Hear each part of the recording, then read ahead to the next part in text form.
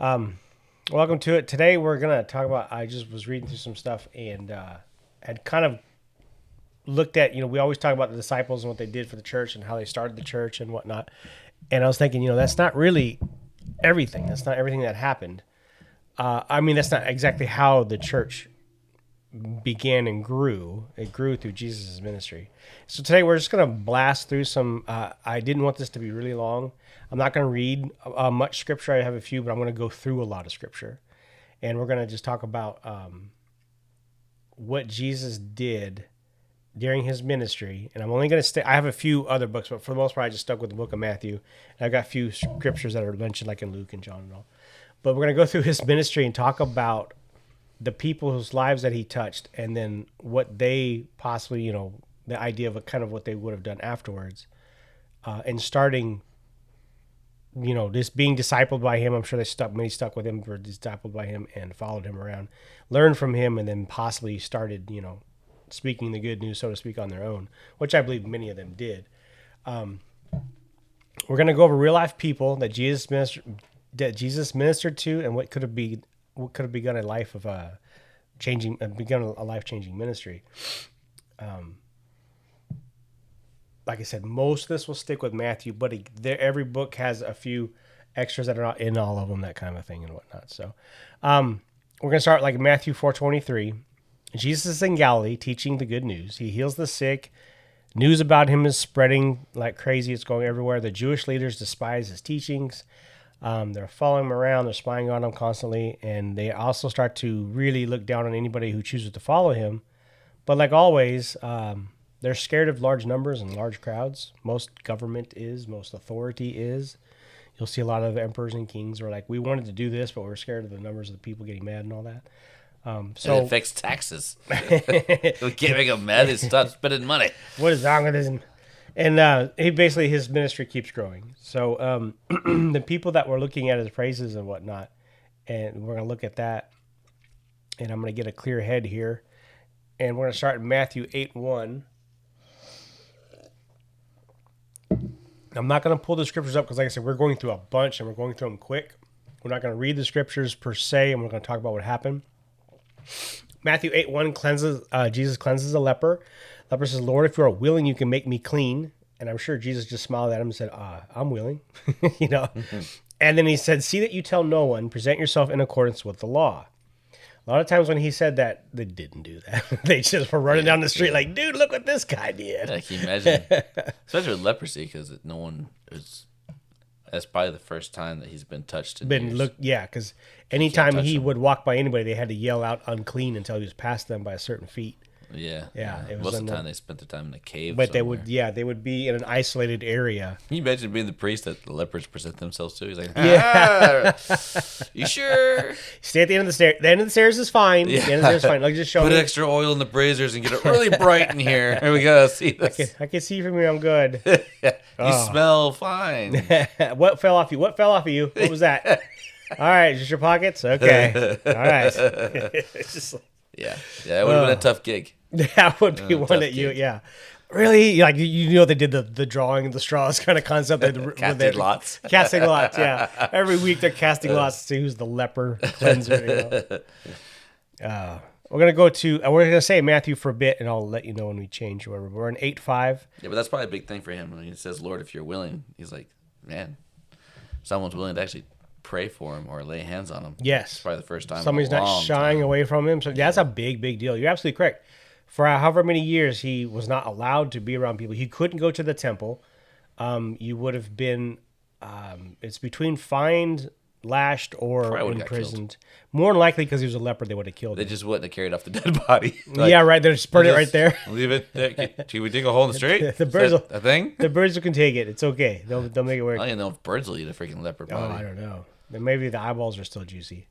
But yeah, again, that is a big deal. Like, he's not been, talked to. Faithful centurion in 8:5, he's regarding his paralyzed servant. This is a man of authority. This is a person who people would listen to. I mean, he's got a stature in the community. And he went to the Lord, and his family. So a lot of times you look at something like that. He's got a home family. He's got a whole career kind of thing going. that family now will be serving the Lord kind of concept. 9:2. This was also in Mark, the second chapter of Mark. This is one I know we had talked about. A this centurion's obviously a Roman and not a Jew. Correct, and again, he was a Roman. Yes. So There's it's kind of funny because sometimes when Jews went up to him and asked for, or non-Jews went to him and asked for prayer, he's like, "I didn't come here for you." He even called one a dog. He said, "Why would I?" He's like, "I'm here to feed my father's people. Why would I give scraps to the dog?" And she goes, "Well, even the dog has to eat." Right, that's in here, but it's a little bit different than that. Yeah, I don't know that verbatim. And the word dog there is actually not dog; it's actually pet. It's a pet dog, really. So he didn't actually call her a dog. He called her a pet dog. You're a little bit better than a normal straight dog. This is one of my favorite because we had talked about this. I don't know if we've ever talked about it on comms or not, but 4 friends they lower their paralyzed buddy through a roof directly to Jesus. This is basically this is the concept of 5 new converts. I mean, they were willing to climb up the roof, replace the roof, and imagine the gumption, the drive they had for that. Like now they're like, hey, this worked. I'm really curious how that structure was made.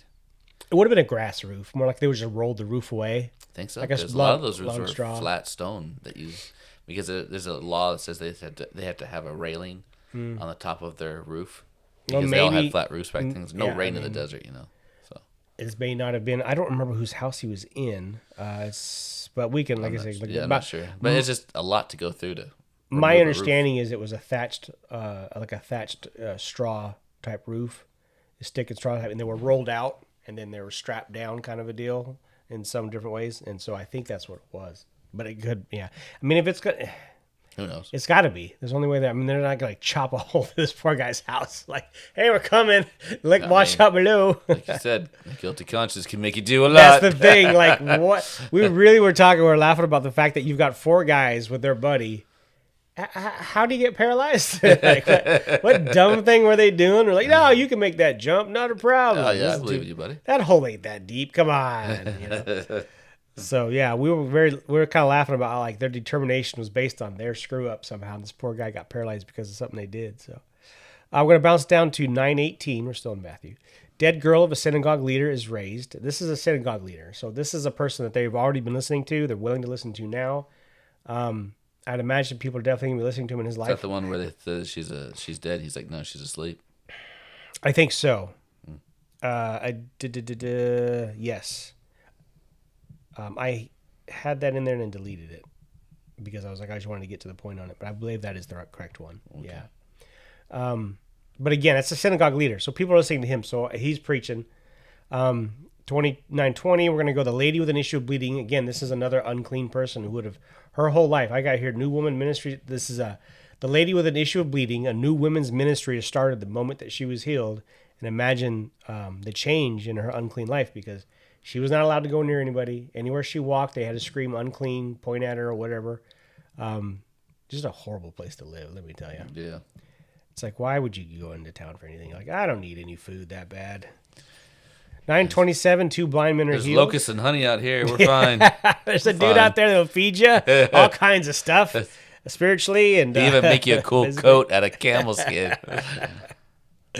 Your beard is optional. For a guy who lives out in the wilderness, eats wild locusts and honey, wears camel skin, he's awfully clean. He's always in the water. Yeah, right. Except for he's got legs sticking out of his beard all the time. Yeah, he's actually. We'll get to him sort of next week. 9:27, 2 blind men are healed. 32, a demon-possessed mute is set free. 22, a blind and mute demon-possessed man is set free and can now speak and see. So I'm sure he's following the Lord around, learning and everything. 25, a woman pleads with Jesus for her demon-possessed daughter, showing that even the dogs eat crumbs from the master's table. That's her. Yeah, that's her. Yeah. And 17:14, boy is healed, and father states, your disciples couldn't do it. So this man took his kid to the disciples. The disciples couldn't heal him.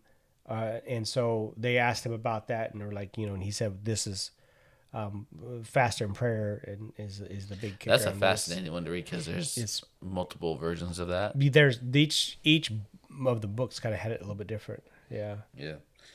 It's like, do they really need to? Because the disciples didn't fast until after he was killed. They even called him out on it. Said, "Your disciples never fast." He goes, "Why would they? Right, Why he's would there. they when Yeah. I'm here?" Yeah, I'm here. So why would they? Yeah. Yeah. So I mean, how is he expecting them to have done that? Because one scripture says, he says, "You have little faith, don't you know?" And the other one says, "Well, this one only comes out with." But he fasting and taught them prayer." fasting though, because he did it before. Right. Yeah, before he Yeah. was. Well, that's how his ministry started. And then even before he 40-day fast. Yeah, even before then. Yeah. 29. There's 2 blind men sitting, healed, sitting on the side of the road. This one was interesting. So I didn't even notice this. Simon the leper, Jesus goes into his house to eat with him, and the woman with the alabaster jar, she washes his feet. Again, there's another women's ministry type thing started. Simon the leper himself, I mean, he's sitting in his house.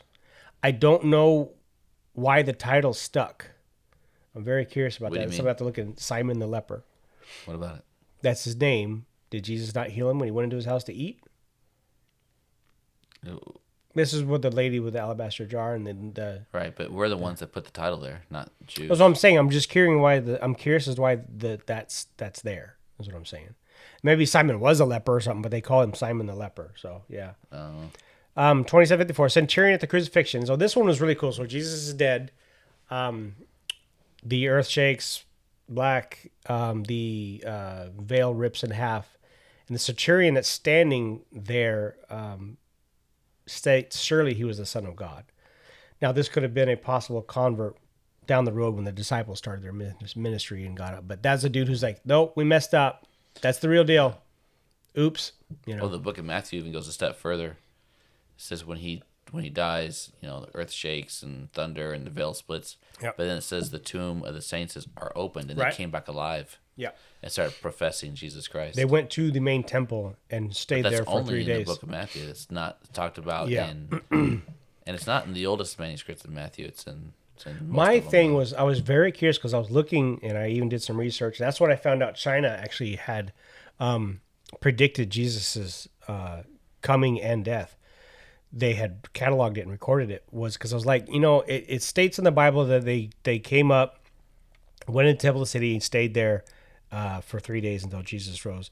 And I was like, did that happen anywhere else? Why was that area so important or prominent? Like, what was it about that area? And that's kind of what I was looking at, just to see, like, I mean, there had to have been believers elsewhere.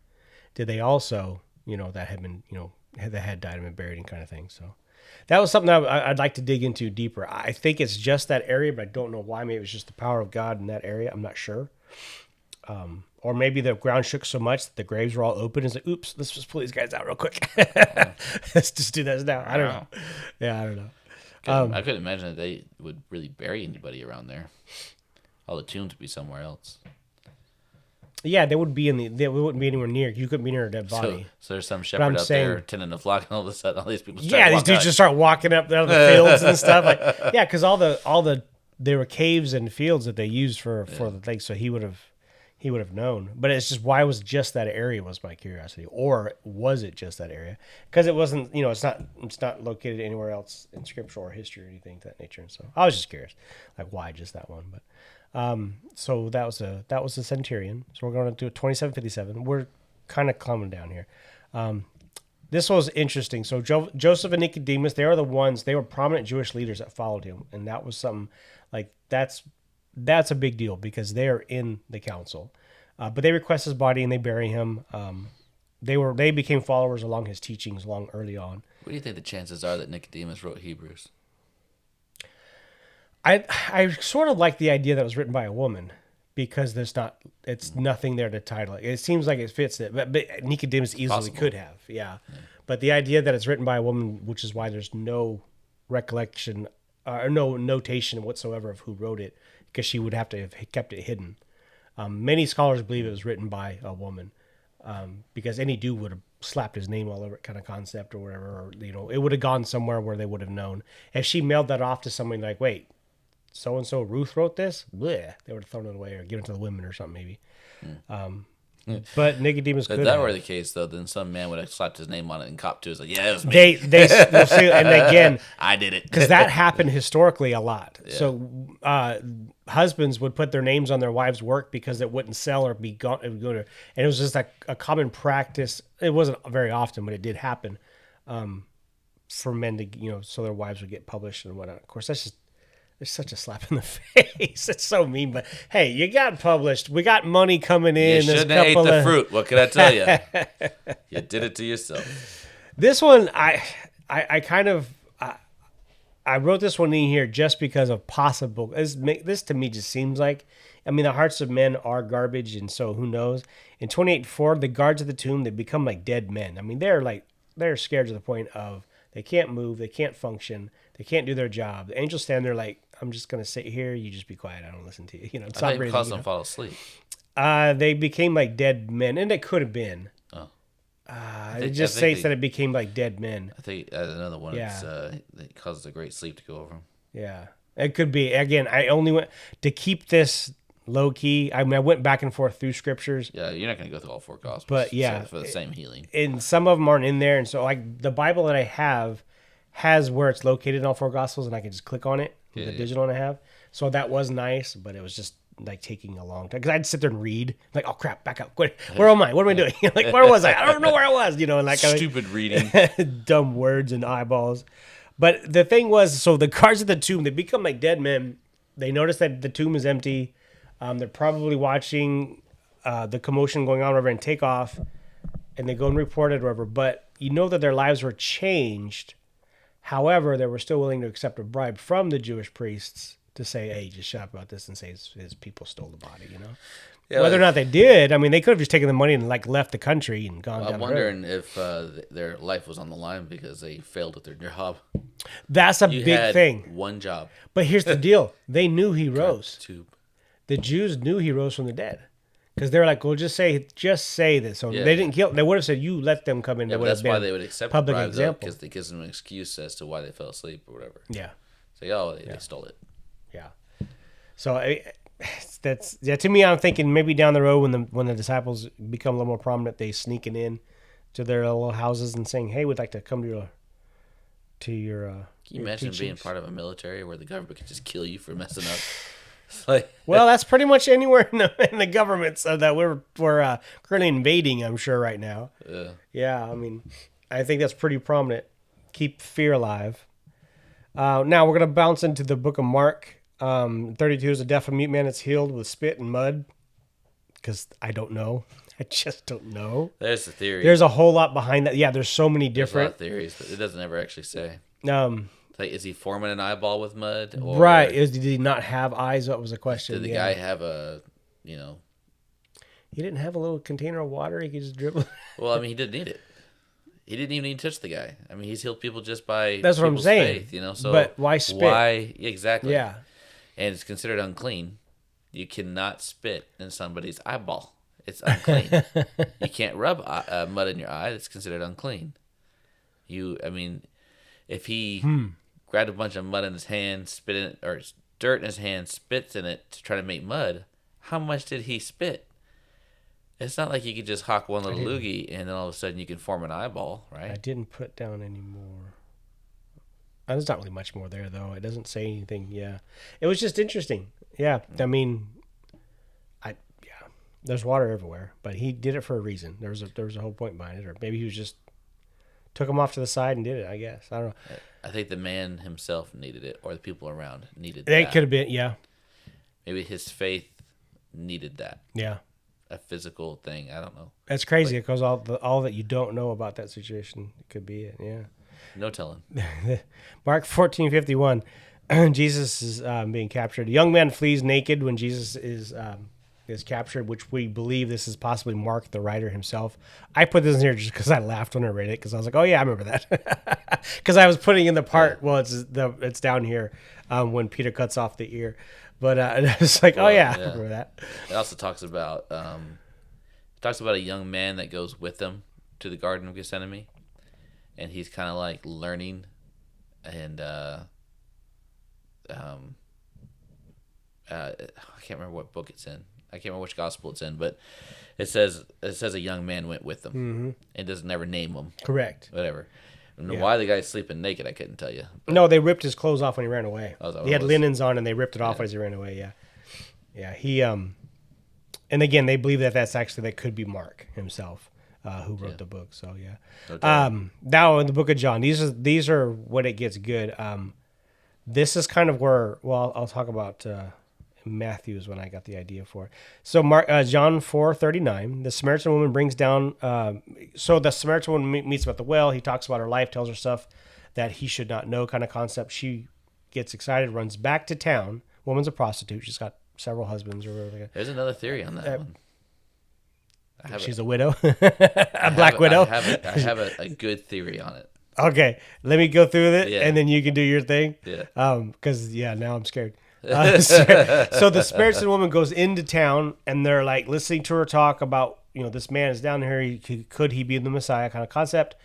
The whole town, or the majority of the town, comes down there. He ministers to them, and they all say they all became believers, and they say because not of just what you said, but because we witnessed it ourselves. So that's a whole town there that kind of turns over. And again, there's no apostles in any of these that we're talking about. Yeah. But go with your Black Widow theory, because I'm running. Oh, Black Widow theory. No, the theory is that she's not.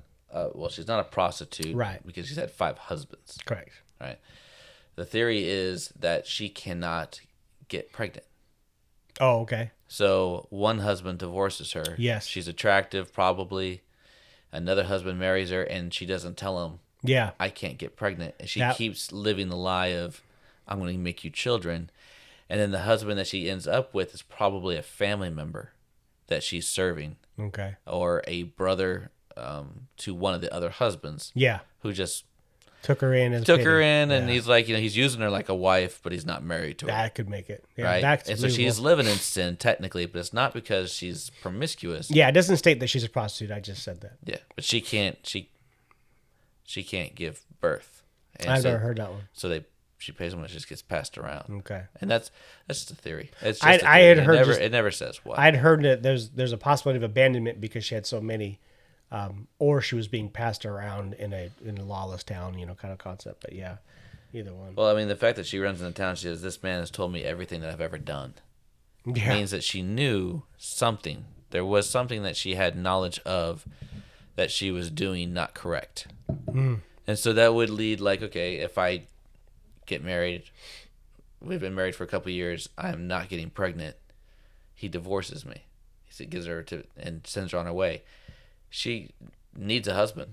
She can't support herself, right? Yeah. Back then, women couldn't. Well, under Moses' law, though, he could just divorce her with a piece of paper, kind of concept. So, right. So the Lord says you have 5 husbands. So she gets another husband, but she knows that she can't give birth, but she doesn't tell him. Yeah.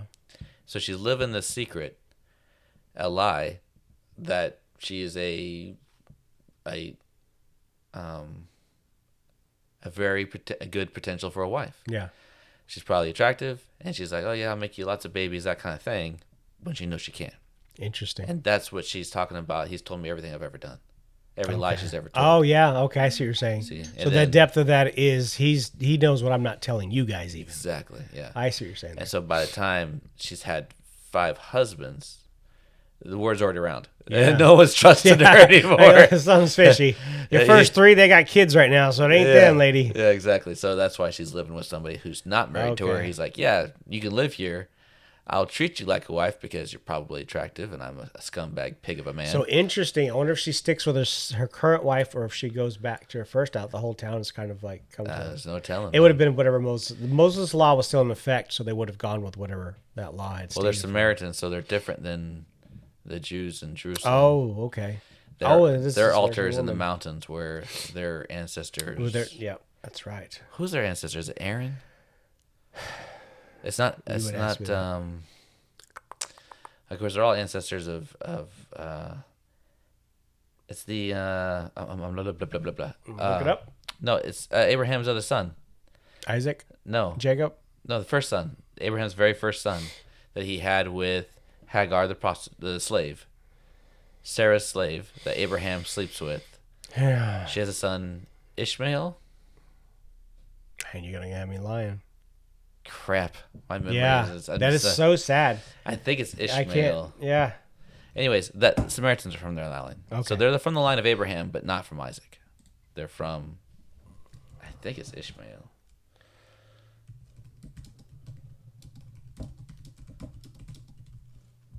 We're going to ask Grok real quick because I got him up. And he's about. Somebody was talking to me today about. She's like, so I was telling her about some stuff, and I told her that I had taught Grok what willingly ignorant meant because he kept bringing up that it was women, kind of thing. So I told her, I said, I'm still putting a little thing together, and I'm gonna send it and I'm gonna tag Elon Musk on it just because I think he'd think it funny. Israelite Samaritans trace their lineage to the northern tribes of ancient Israel, specifically the tribes of Ephraim and Manasseh, who are the sons of Joseph. Okay, so they're sons of Joseph. Okay, so Abraham, Isaac, and Joseph. That's So the I don't only know way why can they just go through branched the off list. from the rest of them, but they actually used only Joseph's well and Joseph's altar for Yes. sacrifices. They don't go down to the temple. Yeah. That's why Samaritans and other Jews hate each other. They viewed themselves as the true faithful remnant of the original Israelites who never left the land and preserved the authentic Mosaic faith. That's right. Muslims, that's who comes from Abraham's first son. Okay. Yeah. Cool. All of Arabs, all the Arab line, and anybody who's Middle Eastern that's not a Jew came from Abraham's first son. Okay. I got that confused. Yeah. So Samaritans right. come. Yes. Anyways, Fun. just a theory that she was not a harlot. She was just a Correct. liar. Yeah, and I had heard a And she long was a time liar ago she for wasn't. self-preservation. Yeah. Okay. She has to eat. You know? Yeah, because you would have been thrown out. That's the other reason why that theory might hold some water is because she went out to fetch water. Yeah. When none of the other women are there. She didn't go out there in the morning. She went out there By herself. in the afternoon of the heat. So the other women are there because if you cannot get pregnant, you're considered cursed. God cursed you for a reason. Okay. And the other women are scared to associate with anybody like that. That's why the woman with bleeding for 12 years, they would consider her cursed. And any woman who's barren is considered cursed by God because God opens wombs and he closes wombs in the Bible. Yeah. Why isn't God opening your womb? What did you do? Yeah, what did you do? Are you a That's the witch? concept. What did you do? Yeah. And so for her to be barren, she would not be able to go pull water in the morning with the rest of the women because they would throw rocks at her and crap because they don't want to get the curse either. So that's why. I'm not touching you. I'm not touching you. I mean, the prostitutes can get water. They're fine. They have babies. Yeah. but you unclean. You have no babies. So yeah, that's a theory that I think is That's interesting because practical. then God could have actually healed her because that was the number one thing in that era for a woman was to have a child. You needed to bear a son to your husband, kind of a concept. Only worth you had. And it's only the value that you had. Yeah, that was how you were completely 100% judged in a sense. Women have had a tough time. Yeah, they've had it. And they still have it tough. Yeah, They really do. they do. I mean, they're harder on themselves than we are ever. Yeah, And in America, anyways. Like right. I mean, I think in America they have it easier than any other place, of course, just because we're like so lolly-da and we treat our women better. we bode really highly. We think highly of our women for the most part. Human beings in America do. They're real value people. So it would be. You look at other countries where, you look at any Islamic country or any Islamic home. Or Asian. And then you look at kind of the Asian houses where, Russian. Yeah. It's like Slavic, pretty much. They all treat their women Slavic, definitely. a little harder. Yeah. I mean, but women also fought for a lot of rights here in this country because our Constitution protected them. That's true. They were able to. Yeah. They were able to. Yeah. But, I mean, a guy can look in the mirror and see all the good things he likes about himself. A woman can look in the mirror and all she sees is things she don't like about herself. Yeah. Women are so hard on themselves. Or a guy can look in the mirror and not even see himself and just be like, okay, I can go now, right? Yeah. That's me. I'm like, oh, I don't want to be here anymore. Let me get out of this thing. That's why I'm going to shave my head so bad. I don't have to comb my hair anymore. The rain was nice today, though. It was great. John, we're going to go back to John 18:10. This I thought was really kind of cool. Jesus, they've come for Jesus, whatever. Peter gets a little enraged, swings his sword and cuts off the ear of Malchus, who was there who was assisting in the arrest of Jesus. Jesus picks his ear up basically and heals him by reattaching the ear. That's not something that you're going to forget. So what's interesting about that? I can look something up for you. It's in Luke. It's only in Luke. It's a very weird, obscure, not really obscure, just a strange. Jesus asked the disciples, they're on their way to the Garden of Gethsemane. All right. And Jesus asked the disciples, how many swords do you guys have? Mm-hmm. And they said, we have 2 here. He goes, 2's enough. Bring them. Why? Why did he tell his disciples to bring 2 swords with them to the Garden of Gethsemane? Would that be enough to fend off any extra? Well, Peter thought so. Yeah, Peter's like, I'm done. He said, bring it. I'm bringing it. Peter thought so. Peter thought Yeah, this was great. interesting. So I have a theory, but that's all I have is theories. Yeah, theories are fun. That's what we live for. I mean, the conspiracy theories that are coming out now are all true. We need to come up with new ones that aren't true so people actually have conspiracy theories. Let's see if I can find the verse so people know I'm not just making it up. It's in Luke.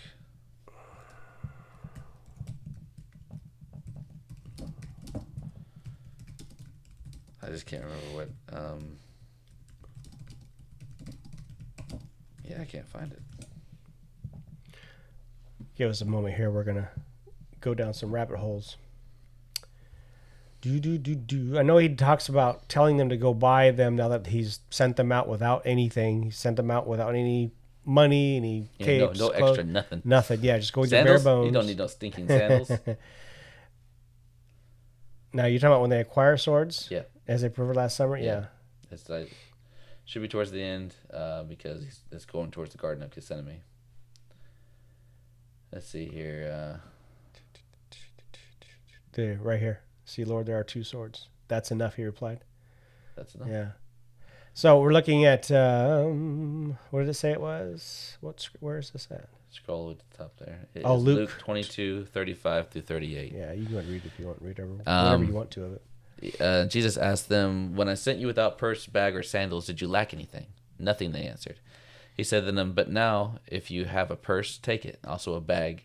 And if you don't have a sword, sell your cloak and buy one. It is written, and he has numbered with the transgressors. And I tell you that this must be fulfilled in me. Yes, what is written about me is reaching its fulfillment." Oof. The disciples said, "See, Lord, here are 2 swords." "That is enough," he said. So the theory is Jesus knows his time's ending, right, and that they're going to come get him. And they need to protect themselves. Yes, he doesn't want the disciples taken because he knows they can't take it. They're not going to take crucifixion well. No, and Peter proved that. So yeah. So he's like, I want them to defend themselves, but I don't want them to defend me. So when they came and got him and Peter hacks off that scribe's ear, that's a death penalty. Yeah. Yeah, striking. Yeah. Yeah. Well, did he hit a scribe or did he hit a Roman guard? I think it's a scribe. I put his name in there because I thought that would be kind of a little more personal too. I don't remember what it was. I think it's a scribe. One of the Pharisees' scribes that he sent with the guards to go get him. And so when he cut off that dude's ear, that's a death penalty for Peter. Yeah. And that's why Jesus reattached his ear. Yeah, he's like, okay. Like, yeah, no evidence now, buddy. And he tells Peter, if you live by that sword, you're going to die by that sword. Yeah. So I want you to defend yourself. I don't want you to wage war. Correct. Yeah. Don't defend me. Defend yourselves, people. Defend yourself. Yeah. Jesus knew how important it was. I think that was so wild when I first read that as a teenager. I was like, whoa. Jesus said to go grab your sword. Yeah. I'm like, I'm going to go buy me a Glock. You know? I'm going to take my little gun and write sword on the side. Yeah, I got my sword. So, yeah, I always thought that was interesting. Actually, I need to re-oil my sword. Take that however you want. John 6:9. I wasn't thinking when I said it, and then I said it and thinking that wasn't smart. You were thinking John 6:9. This to me was awesome. This to me was absolutely awesome. And the next scripture is where I got the idea of this, but this one I immediately thought of afterwards. So they're feeding the 5,000, which is 20,000 possibly because they only count the men, so the families were probably with him because everyone was following him. They hadn't eaten for 3 days. They just been following him 3 days. You don't think they did the math on it? You think they just counted dudes? Yeah, my understanding is they only counted the males. That's everybody says that, and it's also with the 4,000 too. Yeah. Oh, okay. Yeah, they gathered that there's at least between 3 and 4. I've never heard that before. That's the first I've heard that. Oh, really? Yeah. No. So they only counted the men, and the 4,000. Where do they get that information from? Or is that just a cultural They would thing? not. Yeah, they would not have counted the women or the children. Okay. Yeah, You're not human. You're not nothing. I mean, come on now. What are we talking, right? Yeah. So they again, the firstborn was the most important. Yeah. And then they would have now at a certain age they would have counted him. I think it's 16 or something. I can't remember. I did read some on that, but the entirety of that is they based it on 4 family members total per. And so, yeah, that's where they came up with. They say it's a ballpark of 20,000 people, based on however many they had. So, But again, they've been out there for 3 days. They hadn't eaten. He was worried about them. Said, send them back. And it's too late over. This is really cool, though, because I imagine this, like, this is insane to me. Little boy's out fishing, and his mom sends him out with a few barley loaves. I can't remember the number. I didn't put it in here. And fish, and the fish was basically a fish paste that he would spread over the loaves. It's supposed to be like some of the nastiest stuff in today's standards possible. I don't think this kid had a lot of money. You know, he's out fishing just to kind of probably bring dinner home. This is a whole concoction that they used, and it's just fish mushed up with a bunch of different herbs and gooey things and oils and stuff. But you know, it sat in a basket for however long next to the bread. You know. But here's the thing. So they're trying to figure out how to feed all these people. And one of the disciples like, well, look, there's a boy here with fish and barley loaves. And Jesus feeds. This little boy is just standing there looking at this massive crowd, watching his little basket go out or whatever he had his food in. Yeah. And he's watching the Lord feed 20,000 people. That little dude never, ever was the same. And, you know, he told that story every day he woke up and looked at somebody new or something, you know. That is, to me, huge. Like, that had to completely change his life. I don't know how old he was or whatever. I imagine, you know, he's out fishing by himself. He's probably 9, 10 years old or something. He's probably 13. Or, yeah, if he's by himself, maybe he's 13 range. But that's a huge ministry starter right there. Like, you know, he was digging deep after that, trying to find out what he could, trying to find out who this was and all. And, you know, more than likely, Jesus had him sitting up near him, so to speak, because he's like, hey, you provided this. We're going to, you know, ask the Lord to multiply it and all. And, you know, hopefully gave him some of the leftover to go home with. Well, they had 12 baskets of scraps. I'm sure he would. Yeah, I get that one and the other one mixed together because they were a little bit different, but it's like 5 in one and like I think 12 in the other. They both had stuff left over. They had a lot left over, yeah. I've met one woman in my life, and I'm going to get off topic, but it's kind of part of this topic. She was an awesome woman of God. She was so cool, and I don't for the life of me remember where we were. I don't know if it was at school or if it was in Oklahoma or something like that. She said she remembered one time that they were feeding. They were feeding people during a disaster. And she said, we did not bring enough food. We just didn't have it. We didn't have the ability to transport enough food. We didn't have the ability to make it, wherever like that. We didn't have enough containers for it. But we had what we had at the church. And she said we had like, you know, I think it was like 3 or 4 big pots. People needed food. So they're like, hey, you know, we can take whatever we have down there, whatever. And she said there were so many people there. Yeah. And she said, I had this big pot of soup in front of me with a ladle in there, and I had half of it covered with foil just to keep the heat in, and, you know, the ladle would fit in and out. And she said, Lord Jesus, I don't have enough food here. I can't do this. You got to, you know, can you help us? You know, she said, I knew what the Lord had done in the past. I knew what he was capable of. I didn't quite know how to pray at that time because I wasn't trying to make it like some holy spiritual you intervene thing. It was like, just show me where to go, what to do. And she's like, I'm serving up, and she's such an awesome story. She said, throw the ladle in there. I'm left-handed, so now naturally she's left-handed. Back off. Southpaw. She said, I put the ladle in there with a bowl in my hand. I'm like, Lord, please just give me one more scoop. And I hear the ladle just scrape in the bottom of the bowl, or on the bottom of the big pot.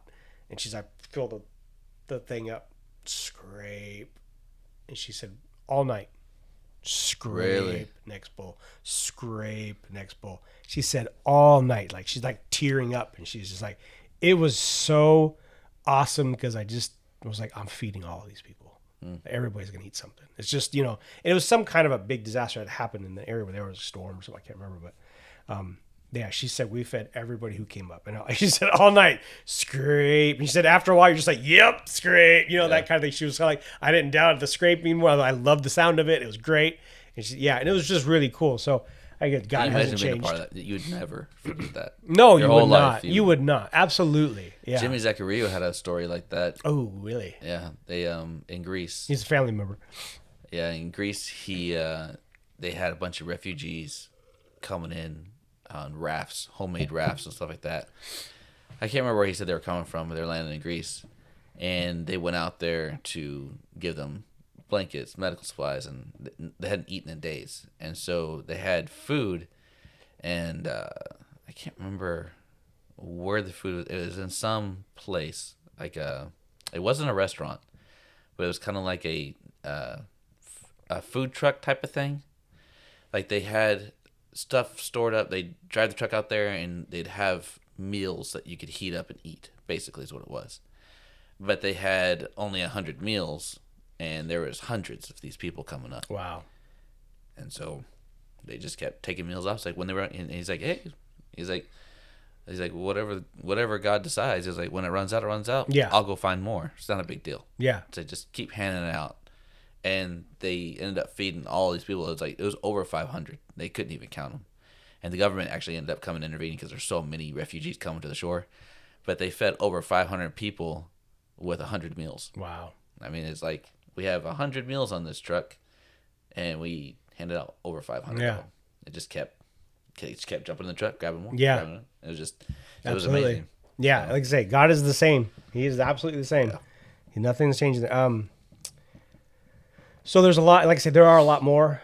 The idea that gave me this this topic, the kind of when I started, this was a while ago. I started looking up, thinking, disciples didn't do all the work. I mean, they didn't. They went out further and spread the message further, and they helped. They were the ones who the Holy Spirit came down and they had more guidance on what to do and whatnot. But there's a lot more out there, and the most prominent one that had started this was like the two men, and then evolved basically had two men and a herd of pigs. Matthew 8:28. We're gonna go to Matthew 8:28 because it talks about the two men. Or towards the very bottom, yeah. I have next week's, or not the next topic stuff at the bottom of this, but you'll see an area where it kind of cuts out in the notes. But Matthew 8:28, there's two men. We know one of them was extremely wild, violent. He would be screaming and howling all night. They would try to chain him up, chain him down. He would break all the chains. He was just a heavily demon-possessed man. The Lord comes up to him, and they start screaming. The demons basically start screaming to the Lord, why are you here? Have you come before our time, kind of a thing? And he finds out it's legion, which is, over 1,000 demons kind of thing. And God casts them out. They ask to be, now the interesting part is that they ask to be sent into a herd of pigs. Demons normally go and look for a new place to reside. This one, they ask specifically for a herd of pigs, to be cast into the herd of pigs, not to the abyss kind of thing. Yeah. And there's different stories there. If you wonder why Jesus allowed that to happen, why he allowed them to go into the herd of pigs, is Jews weren't allowed to have pigs. Yeah, I was very curious because I thought my original idea was, okay, this wasn't a Jewish town or Jewish area because there's over 2,000 pigs there. Yeah, it's a Jewish town. Jewish in, yeah, so why were the pigs there? It didn't make sense. Because they were breaking the law. There you go. They're like, you sorry, tasted- but I went down the road to them Gentile people, and you ever tried a bacon? Yeah, I mean the Pharisees ain't gonna go out there and chastise them. There's two demon possessed men out there. Yeah, They'll there's two freaking sides. kill you. They're like, yeah, we're good. Ain't nobody messing with us. Yeah. So basically, when the town folk do come, they see that the man is clear of mind. He's just sitting calm and he's chilling. He's probably just drinking on some coffee kind of concept, having a conversation, because he hasn't been able to for so long. And I believe the other man would have been in the same boat, who would have been with him, kind of a thing. That town was so scared that they asked Jesus to leave. They're like, It says you the gotta whole go. city came out. Yeah, the whole town came The whole down. city Yeah, the came whole out city. and Yeah. told them to ask them to leave. And said, you got to go. You can't be It's here. like, now we're broke. You killed all of our pigs. You you know need how to go. important bacon is to us, buddy. Yeah. We're just having ribs tonight. But those two dudes stayed. And that big psycho guy, they were listening to him. Yeah. We walked back into town. I don't know if that's his home or not. It doesn't say, which I was always so mad that they didn't go into detail about this guy. Because I was like, this dude, he went back into town. They know specifically he is out of his mind. He's clear of mind now, and he's ministering. He started, because that was kind of what started all this. I was like, this guy went back into town and started preaching. I don't know. Some humans are fickle, though. They're happy for a moment, and then they forget all about it. This dude was miserable for a long time. I know. Still, human conditions that way. And again, none of this is prominent. None of this is locked in. This was just kind of me going through saying, okay, there's other options. So you are correct. You big Debbie Downer. But I don't understand this. If I was lame, leper, demon possessed, whatever, and Jesus healed me, I'd be following that guy until my feet bled. Well, I think that's why there's 20,000 people following him all the time. Everybody, that's why he had to get into boats all the time. And you had to cross over because people were like, He no. would never leave him. But a lot of them were like, okay, we're here to watch you destroy the government, destroy Yes, this, you're here to destroy, kill the Romans. bring your judgment. Where's the judgment? So that was a lot of them. And that's what we're going to go in. Ezekiel 38. We're going to go into that next week, actually, or not next week, but the next part that we go. I'm working on that one now. But a lot of these people, again, so the Jews, after Jesus rose from the dead, moved on, a lot of these people had to face the Jewish leaders. They had faced condemnation everywhere they went. So there may have been times where they kind of backed down and kept quiet, but they knew, they felt it. Because, like I said, the Jewish leaders still hated him no matter what. But that was just interesting to me that those homes, those streets, those towns were changed. Many of the towns were changed permanently, and that those people could have been the ones. There's Luke 9:49. John walks up to Jesus and says, "Master, we saw someone driving out demons in your name, and we tried to stop him because he is not one of us." And Jesus says, "Don't stop him. For whoever's not against you is for you." These people were driving out demons. Disciples couldn't a couple occasions. They're like, why can't we do this? Like, you need to fast and pray. These people are driving out demons in the name of Jesus after being ministered by him or healed by him or whatnot. They're like, oh, I got this. I know how to do it now. He done showed me, and his faith in it. Yeah. And so that was, like I said, that was kind of the idea of the church in the area would have spread huge, and he ministered to so many people who were like, yeah, we know what happened. We know what this and that. And there were different people, wealthy people that were begging for money, that were guaranteed to be there. Crucified. I don't know that they would have. I don't know that they would have had a lot to do with that though. Like they would not have been. They wouldn't have been. I doubt they would have even been allowed. If somebody was like, "Hey, we're gonna arrest Charlie Kirk and we're gonna crucify him," there would have been an army. Yeah, that's true. They had to kill him quick. That's true. I mean, that's just Charlie Kirk. You imagine Jesus Christ. Yeah. I mean, who would you not be willing to massacre for him? Right. That's true. All he did was walk around healing people, telling them to love one another, to forgive one another. Yeah. And you want to crucifixion was only meant for the worst of the worst criminals. It was against the law to even threaten somebody under the idea of saying, "Oh, well, we should just crucify that kind of thing." It was against the law to even say that. Yeah. Yeah. Yeah, it was considered a great dishonor. Correct. It was an absolute humiliation. You took the Son of God.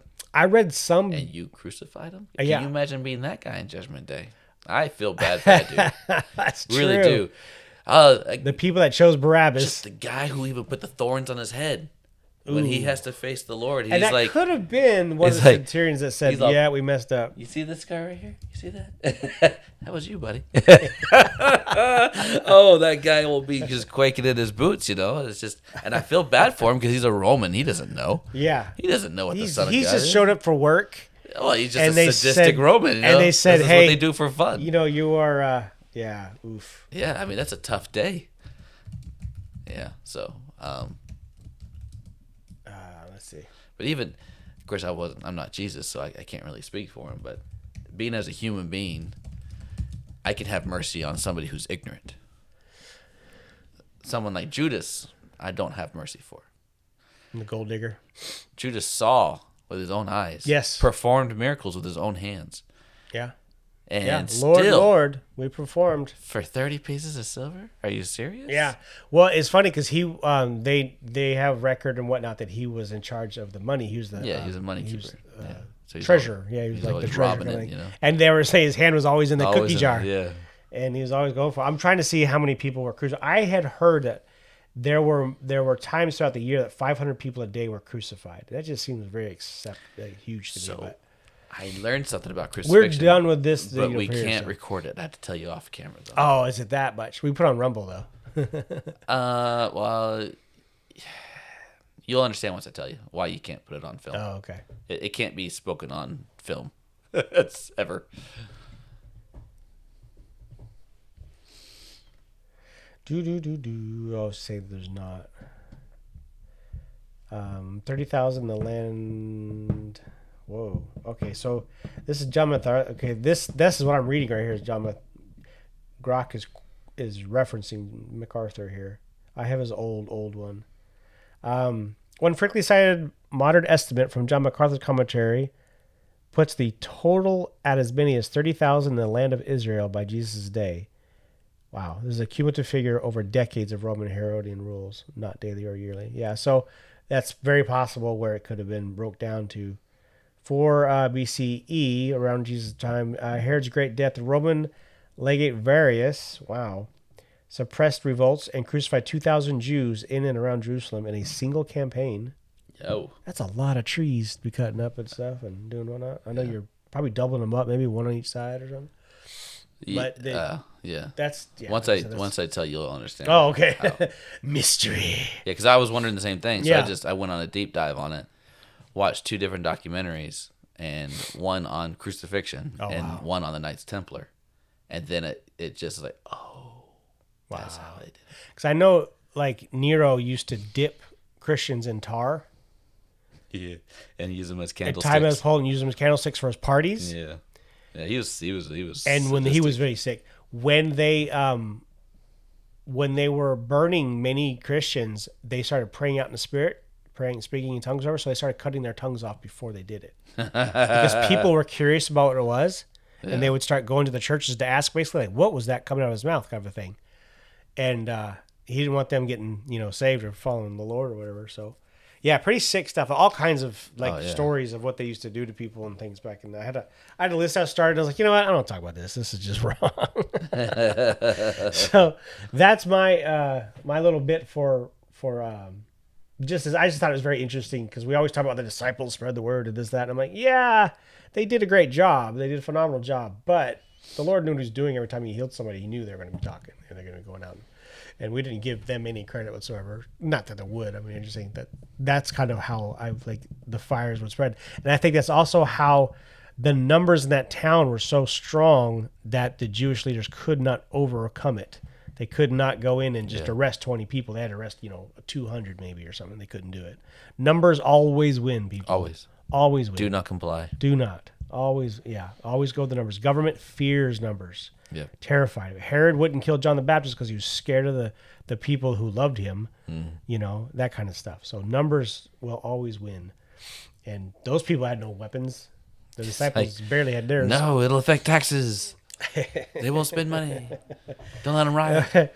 All right. Well, I thank you for this one. Lord bless you and keep you. And we'll come back next time and talk about some really cool stuff that I'm reading right now on John the Baptist. I say it's really cool. It's just a question that he asked. And it's just cool when you read it. You're like, wait, what? The question that he asked. So we'll go there one day. And, wait, what question did he ask? When he sent his disciples, he's in prison. He sent his disciples to go ask Jesus, say, are you the one we've been waiting for, or the one to come? Yeah. And I'm like, you just baptized him and said, this is the dude, you know? And it's really cool as to why he asked that. It wasn't, it's so funny. When you read it, you're like, man, was this guy dumb? Is he just the prison just make him angry and change him? Yeah. But we'll see you next time, guys. Thanks.